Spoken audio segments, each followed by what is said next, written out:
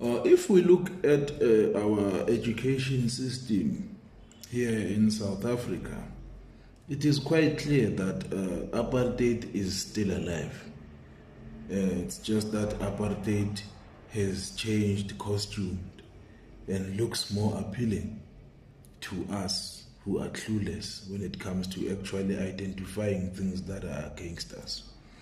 I say this because if you look at the many professionals that we have in the many fields that are available, whether it be engineering, whether it be professors in the many fields, all of those people, whether it be the legal fraternity, all of those people, most of them, in fact, they depend on the private sector.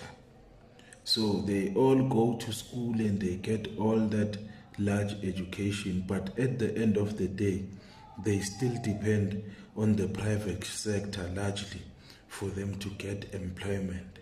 And many of them are not willing to take the risk of being independent and actually using their expertise to transform the status quo or to be the antithesis to the status quo that keeps us black people being slaves.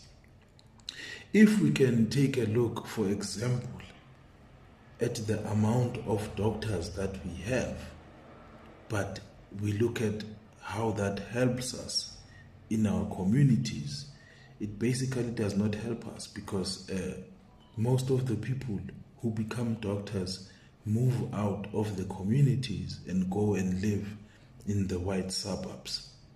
So what happens is that the brain drain from the community, all the people that rise up and reach professional status, they end up moving away from the communities that they were born in and grew up in, and they go and live in the suburbs.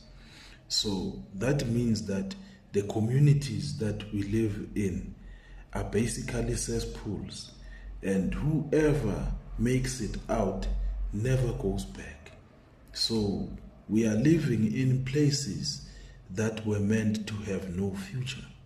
And the education system further perpetuates that, meaning that our schools will never improve, our hospitals will never improve, our communities will never improve, our future will also never improve.